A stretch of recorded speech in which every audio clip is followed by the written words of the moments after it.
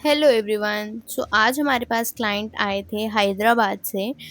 हैदराबाद से वो लोग यहाँ पर एक फंक्शन अटेंड करने आए थे। तो उन्होंने अपने नेल्स को रिफ़िल करवाना था। सबसे पहले उन्होंने गूगल पे सर्च किया best nail artist in Jammu. उनको हमारा पेज रेफ़र हुआ, जिससे उन्होंने मुझे डायरेक्ट कांटेक्ट किया फॉर रिफ़िलिंग ऑफ देयर नेल्स। सो जैसे ही वो हमारे पास आए, हम लोगों ने उनसे उनकी रिक्वायरमेंट पूछी, उनको क्या चाहिए, कैसे नेल्स चाहिए, और हमने अपना काम शुरू कर दिया।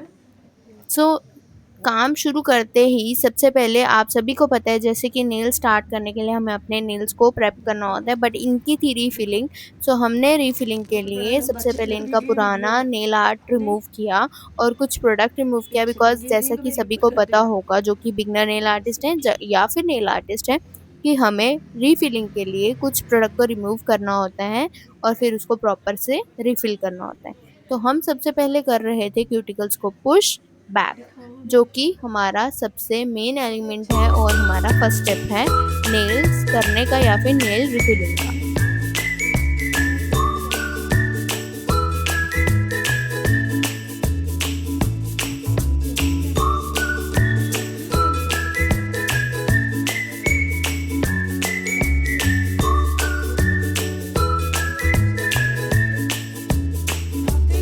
जैसे कि आप सभी देख सकते हैं कि कितनी ज़्यादा डस्ट निकलती है जब भी हम नेल्स को रिमूव करते हैं या फिर नेल्स की रिफिलिंग करते हैं। तो मैं एक ही चीज़ कहना चाहूँगी सभी लोगों से जो भी ये वीडियो देख रहे हैं, और प्लीज़ अगर आप लोग नेल आर्टिस्ट हैं तो आप उन लोगों से या फिर अपने स्टोरीज़ वगैरह में शेयर कीजिए। मैं लोगों से यही एक चीज़ कहना चाहूँगी कि हम लोग अपनी लाइफ को इतना रिस्क में डालते हैं बिकॉज ऑफ दैट डस्ट। जो डस्ट निकलती है नेल्स को रिमूव करते टाइम या फिर नेल्स को रिफ़िल करते टाइम, वो डस्ट जो होती है वो बहुत ज़्यादा हार्मफुल होती है हमारे लंग्स के लिए, और इवन दो हार्मफुल होती है, जो कि लोग स्किन एलर्जिक होते हैं उन लोगों के लिए। हम फिर भी अपनी लाइफ को रिस्क में डालते हैं कि हम आपके प्यारे प्यारे सुंदर सुंदर नेल्स कर सकें, और फिर भी कुछ लोगों से हमें ये सुनने को मिलता है कि करना ही क्या है, आप इतना ज़्यादा चार्ज कर रहे हो। मैं उन सभी को यही चीज़ बताना चाहती हूँ कि हमें करना ही क्या नहीं है, हमें बहुत सारे प्रोडक्ट्स यूज़ करने हैं, हमें बहुत ज़्यादा अपनी लाइफ को रिस्क में डालना है, बिकॉज़ हमारी आँखें, हमारी गर्दन, हमारी पीठ, हमारी कमर बहुत ज़्यादा दर्द करती है एक नेल सेट करने के बाद ही। सो लेकिन फिर भी हमारा पैशन है, हमारा इंटरेस्ट है, और हमारा आप लोगों के लिए एक छोटा-सा बोल सकते हैं कि सैक्रिफाइस है, कि मतलब हम अपने इंटरेस्ट के लिए ये सब चीज़ें कर रहे हैं। इंटरेस्ट इन द सेंस कि हम अपनी खुशी से आप लोगों को सुंदर-सुंदर नेल्स बना के देते हैं। ज़्यादा कुछ नहीं, हम सिर्फ़ एक छोटी-सी रिस्पेक्ट चाहते हैं हमारे काम को लेकर।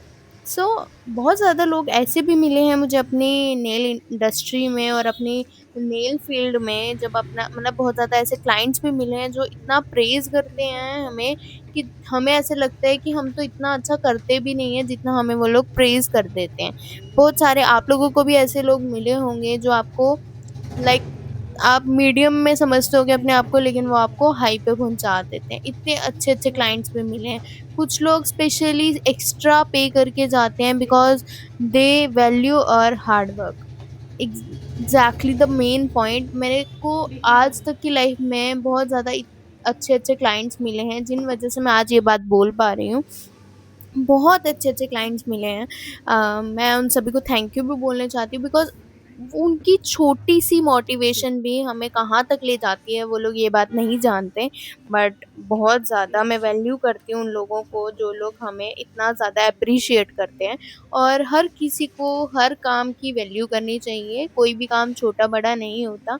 हर काम अपने आप में बहुत बड़ा है और बहुत मेहनत वाला है। इसी के साथ-साथ हम लोग कर रहे थे क्लाइंट के नेल्स की रिफिलिंग। अब क्लाइंट के नेल्स जो थे वो पहले से ही एक्रेलिक नेल्स थे, हमें करनी थी एक्रेलिक रिफिलिंग। तो हमने अपना एक्रेलिक पाउडर ले लिया था, मोनोमर ले लिया था, एंड एक्रेलिक ब्रश ले लिया था। एज़ यू ऑल नो, हमें ये 3 चीज़ें बहुत ज़्यादा रिक्वायर्ड हैं फॉर एक्रेलिक रिफिलिंग। तो हमने साथ में ले लिया था एक टिश्यू पेपर। आप देख सकते हो मैं कैसे एक्रेलिक की रिफिलिंग कर रही हूँ या एक्रेलिक की एप्लीकेशन कर रही हूँ। एक्रेलिक की एप्लीकेशन बहुत ज़्यादा स्मूथ होनी चाहिए, जिससे आपको आगे का जो वर्कलोड है आपका वो कम हो जाए। तो आप लोग एन्जॉय कीजिए मैं कैसे एक्रेलिक की रिफिलिंग कर रही हूँ।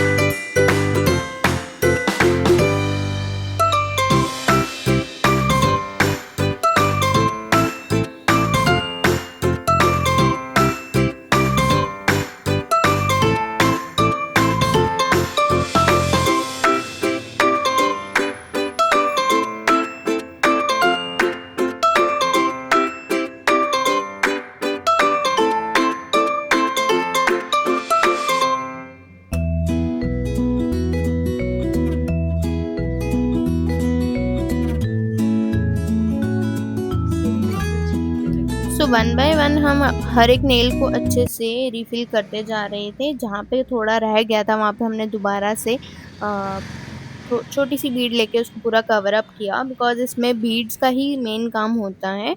जो लोग नेल टेक्नीशियन हैं वो लोग बहुत अच्छे से जानते हैं कि हमारे लिए एक बीड कितनी मैटर करती है। कहीं पे एक बीड कम हुई तो भी हमारा काफ़ी नेल महँगा होगा। प्रॉपर नहीं दिखेगा, और अगर कहीं पे एक और बीड है ना ज़्यादा हुई तो हमें बहुत हैकिंग्स ज़्यादा नहीं बफिंग होती। करनी पड़ती है। अच्छा उसकी सो वज़ह हमने से। वन बाय वन नेल्स को रिफ़िल किया, एंड देन ही हमने साथ-साथ क्लाइंट से ये भी पूछ लिया कि उनको कैसा नेल सेट चाहिए। सो कईयों उनको को ये बहुत मोनोमर मिनिमम का चाहिए था, जो होता है ना ये लेकिन सूट नहीं कैटाई में करता चाहिए इसमें। था। सो ये रहा फाइनल लुक। क्लाइंट को हुँ, हमने दिया था गुड। हर एक नेल फिंगर पे अलग-अलग स्लोली कैट ऊपर। आई, बिकॉज़ दे हाँ, आर थोड़ा और कन्फ्यूज़्ड स्लो। विद कैट हाँ, आइज़ शेड्स। जो उनको था हुँ, कि बहुत प्यारी-प्यारी कैट आइज़ हैं और हर एक ऊपर, कैट आई बहुत प्यारी लग रही है। स्टेबल, सो उन्होंने बोला कि हम ऐसा नहीं कर सकते थोड़ा-सा कि ऊपर, हम लोग बस। हर एक फिंगर पे अलग ही शेड रखें, मतलब दोनों हैंड्स में तो सिमिलर लेफ्ट, रहे बट हर एक फिंगर की हल्का-हल्का अलग-अलग नीचे। शेड हो। सो हाँ, और, मैंने उनको एक ही थोड़ा चीज़ बोली, फास्ट। अगर आप वेयर कर सकते हो, आप अपने आप में कॉन्फिडेंट हो, तो आप कुछ भी कर सकते हो, कोई भी कलर वेयर कर सकते हो। इवन दो अगर आपका क्लाइंट फिंगर्स हिलाओ। कंफर्टेबल है with neon hmm, shades, with like Sparky नीचे स्पार्की करने के शेड्स, लिए। हुँ, सो आपको वो चीज़ करके देनी हुँ, है क्लाइंट को, बिकॉज़ आपके क्लाइंट को जैसा नेल आर्ट चाहिए, जैसा चलो। रिक्वायरमेंट है, वो आपको सारा उनको देना है। और इसी के हुँ, साथ ये था इनका फाइनल रिज़ल्ट। मुझे तो बहुत पसंद आया, स्टेबल, उनको भी बहुत पसंद आया। दे आर थोड़ा प्लेइंग पास विद में। देयर हाँ, cat eye hands, and this is the final result. Hope you all liked my vlog, and keep sharing, like, subscribe my channel. Thank you.